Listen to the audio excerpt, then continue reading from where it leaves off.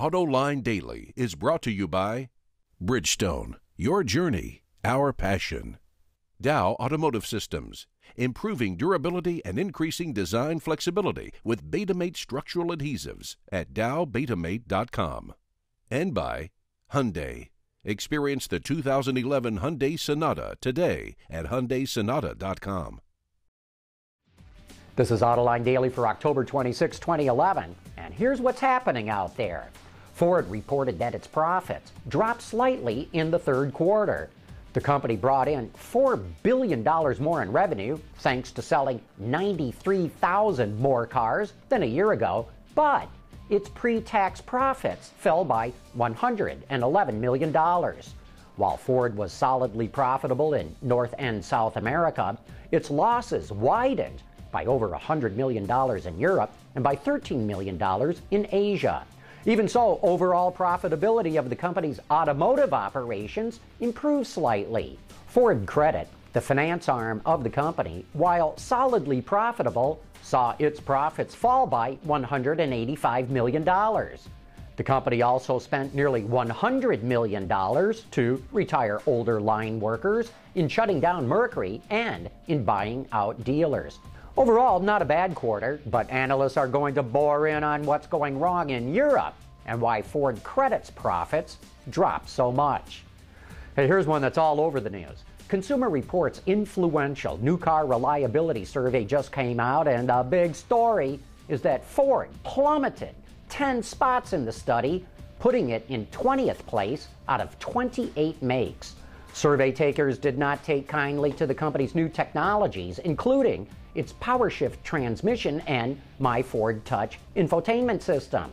But across town, Chrysler and Dodge both climbed the quality ladder, and Jeep was ranked the most reliable American brand.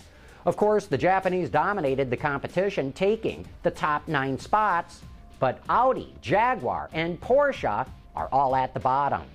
But you know what? I do not put any credibility in Consumer Reports' quality rankings. Its methodology is not statistically sound. Now, when it comes to how it tests new cars, I'd say that Consumer Reports is about the best. But when it comes to surveying subscribers on quality, I'd say the process is bogus. Hey, who needs term limits? Bloomberg reports Ferdinand Piech will get a third term as chairman of Volkswagen.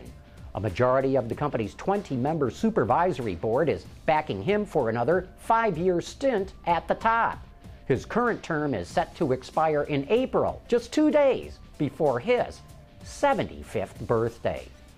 A new study indicates that female drivers are 47% more likely to get injured or killed in an automobile accident than men. The report, published by the American Journal of Public Health, cites a number of reasons for this disparity.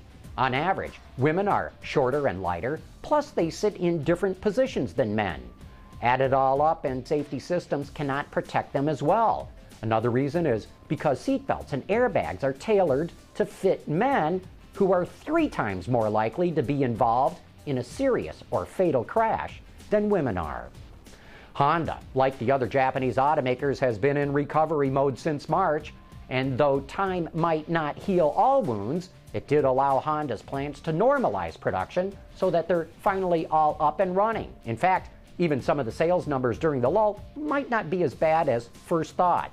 Autoline Daily caught up with American Honda's John Mendel yesterday, who says excess inventory played a big role in helping the company soften the impact. We lost a little over 200,000 units of North American production, or production for North America. Because our stock situation was pretty good, the dealers will only lose, versus what our target was for this year, about 100,000 units below that target. So you'd say, well, how do I get there in the math? Well, velocity and turn, selling deeper into stock, has really been the key. So if you look, I'll give you a great example. September 1st this year, we started with 56,000 units on the ground in dealer stock. Last September 1st, 2010, we had almost 170,000. So a vastly different position. So that's where that 100,000 plus comes up to make up the difference of that 100,000 units.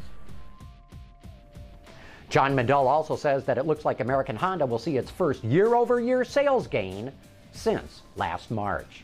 Hey, coming up next, it's time for You Said It.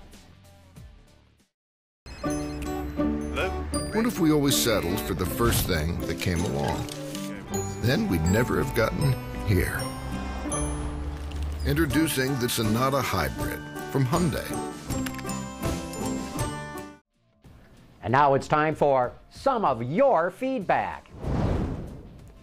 Ron Paris saw our report on the fuel economy of the new BMW Z4 and says, I wonder if Shame has verified that 29 miles per gallon claim on the Z4 or just accepted the car's computer display reading. I'm always amazed at how much faith people put in these electronic calculations. My admittedly limited experience with them leads me to doubt their accuracy. And Ron, you're right. Those readouts are not the most accurate. Sometimes they are spot on, but they can be off as much as 10%. The best way is to average out several fill-ups and do all the math yourself based on the miles that you drive. But if you've only got several hours to evaluate a car, you gotta go with the readout on the dash. Undead Killers wants to know, how come Buick is popular in China? Hey, great story, Undead Killers.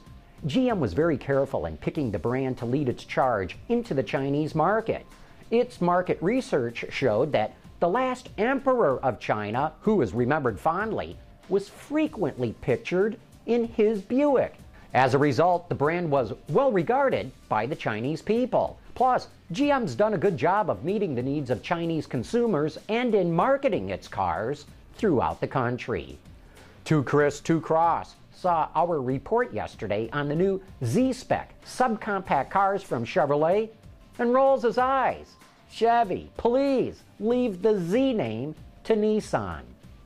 Peter Smith writes in to us looking for help. He says, I have a good friend whose son, age 15, is a passionate mechanical engineer. Although a good high school student, this young man is very unenthusiastic about the normal course offerings and the lack of anything approaching hands-on mechanical work. Have you ever heard of boarding high schools or summer internship programs that give high school age kids a program geared to engineering? Peter, I don't know of any such place. But how about the rest of you folks out there? Does anyone know of a high school or internship program that you can recommend? Send them in. I'd love to pass it on. And finally, I love this one. Sean Sweeney decided he could not wait for Ford to unveil the next Mustang, so he decided to design one of his own.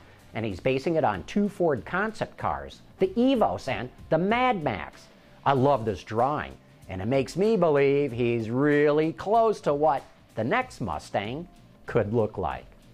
Hey, thanks for all your letters and comments. We love to get them. But that wraps up this show. Thank you for watching. We will see you tomorrow.